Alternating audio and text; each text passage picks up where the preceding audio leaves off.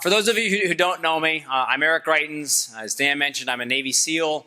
I'm a businessman. I'm an entrepreneur. I'm a native Missourian. Perhaps most importantly, I'm also a very proud husband and father. My wife, Sheen, and I have a 18-month-old son, Joshua, at home. And we are also expecting another one this coming June. So for us, this is going to be a very busy summer.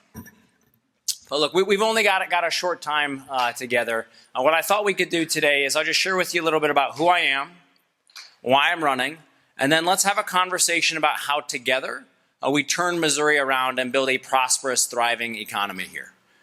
My mom was an early childhood special education teacher. My dad worked for the Department of Agriculture. My family did not have a lot of money for college, but as Dan mentioned, I was very fortunate. I got some scholarships. I was able to go on to Duke University. Got a great education there in the classroom. I also got a fantastic education outside of the classroom. A lot of that education took place in a boxing gym in Durham, North Carolina. And it also took place when I was doing work with families and communities in situations of extraordinary hardship. So I started doing work when I was in college with families and communities in really tough situations. So I worked in Bosnia with families who were survivors of ethnic cleansing. I worked in Rwanda with families who were survivors of genocide. I worked in Cambodia with kids who'd lost limbs to landmines and with kids who were survivors of polio. I was very fortunate to work in one of Mother Teresa's homes for the destitute and dying. Now look, the work that I did there was very simple, humble work, feeding dying patients. But it was also really powerful to see what happens when purposeful, mission-oriented leaders are willing to call on friends and neighbors and community members to come together in situations of extraordinary hardship and find ways to create results for people who are hurting. I finished my time at Oxford. I wrote a PhD about how leaders in situations of great hardship can find ways to create results for people like kids who'd lost their parents, like families who'd lost their homes. Now, after I finished my dissertation, I had a choice to make about what I was going to do next. There was a consulting firm that offered me that they would pay me more money than both of my parents combined had ever made in a year. There was a university offer that I could stay and teach. And then I had this offer from the United States Navy. And the Navy said to me, if you join the United States Navy, they said, we will pay you $1,332.68 per month. They also said, the minute that you sign up on the dotted line, you're going to owe us 8 years. They said, in return for that, we're going to give you one and only one chance at basic underwater demolition Navy SEAL training. They said, if you make it through the training, you'll be on your way to being a Navy SEAL. But if you don't make it, you're still going to owe us 8 years, and we're going to tell you where and how you're going to serve.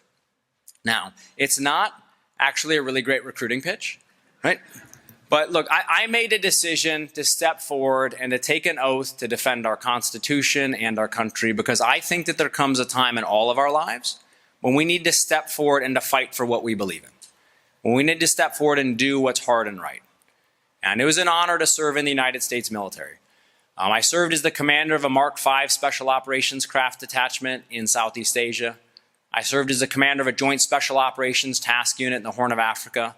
And I served as the commander of an al-Qaeda targeting cell in Fallujah, Iraq. We had a great deployment, a tough deployment in Fallujah, but a very good deployment when we were there. Towards the end of that deployment, March 28, 2007, my team was hit by a suicide truck bomb. Now, I was very fortunate. My wounds were minor. I was taken to the hospital. I was treated there. I was able to return to full duty 72 hours later. But a lot of my friends were hurt far worse than I was. And when I came home, I went to Bethesda to the Naval Hospital to visit with some recently returned wounded Marines. Now, you walk into one of those hospital rooms, and as many of you know, you're often talking with very young men and women, 19, 20, 21 years old. And I asked everybody who was there, what do you want to do when you recover? And they all said to me, I want to return to my unit. These men and women were still what they had always been.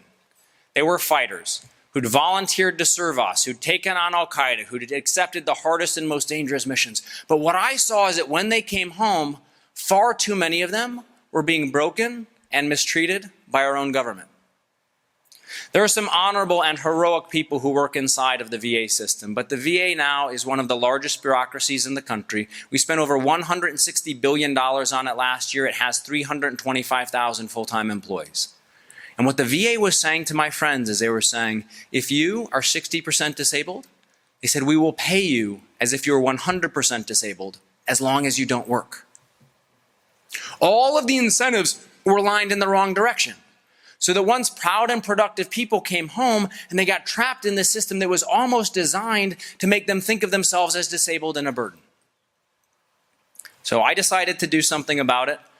When I left the hospital that day, I called a couple of my friends who are disabled veterans, and we decided that we were going to change the way that this country welcomed home a lot of our veterans, and we were going to find a way to save lives and to change lives. I donated my combat pay from Iraq. They put in money from their disability checks, and we used that to start an organization called The Mission Continues. Now, I'll tell you just one story about the work we do at The Mission Continues. First veteran who we worked with here in Missouri was a guy named Tim Smith. When Tim came home, he had had a rough deployment. He'd seen 8 of his friends killed. He came home with some physical injuries. He also found himself waking up every night looking for his rifle underneath his bed. He was struggling to relate to his wife, to his one young son. And Tim was struggling with post-traumatic stress disorder.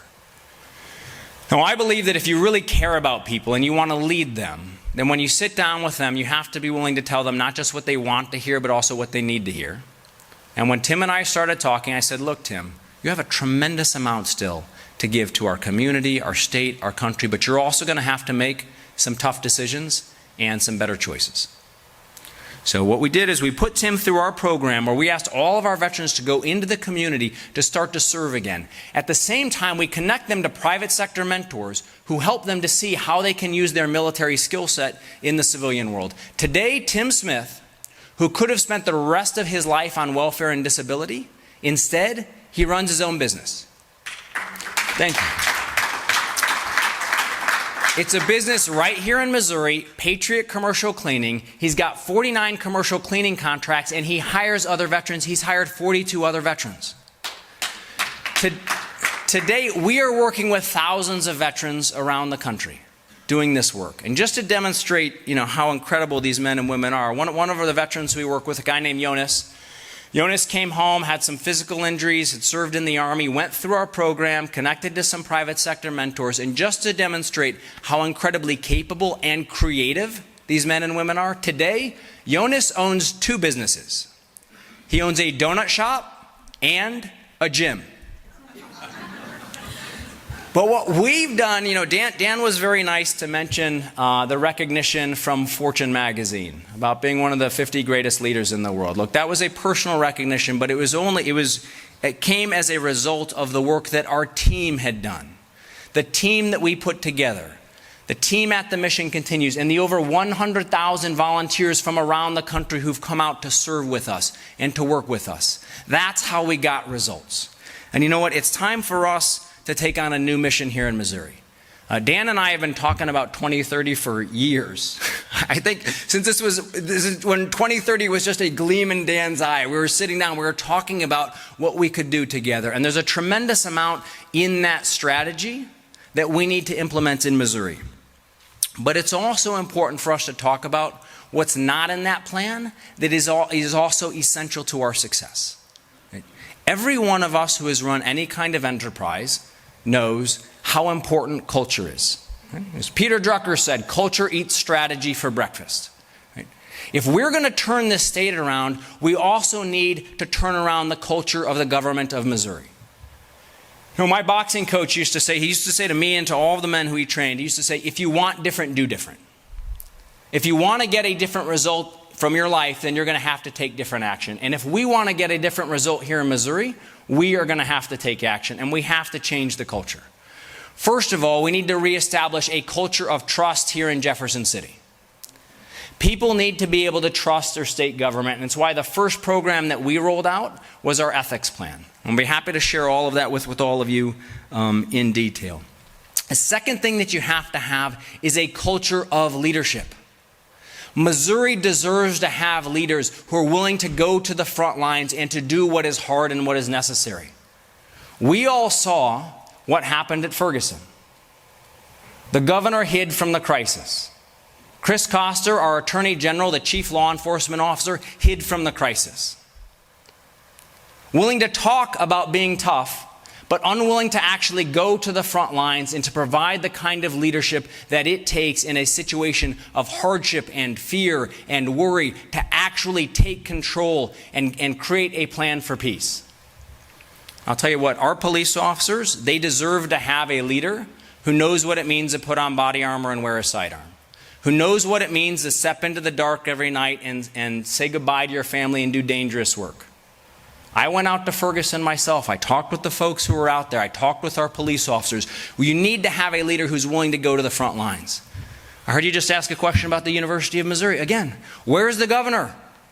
Where's our attorney general? In a situation of crisis, in a situation of hardship, we deserve to have and we must have leaders who are willing to go to the front lines and to create results for people. And finally, we need to create a culture of excellence here in Missouri. What has happened so much and too often here in Missouri is that people are so used to being disappointed by their political leadership here that they are almost ready to accept more fake, regurgitated, mediocre leadership. We need to create a culture of excellence in state government. We need to create a culture of performance in state government, and we can do that. And again, I'm happy to talk in great detail about what's in the strategy plan in 2030. What I want to tell all of you is that I am excited about working with you, working together to build an economy here in Missouri, a prosperous, thriving economy, where we create more private sector paychecks and bigger private sector paychecks rooted in the core values of hard work and personal responsibility. I know that we can do this, and I look forward to working with all of you. Thank you very much.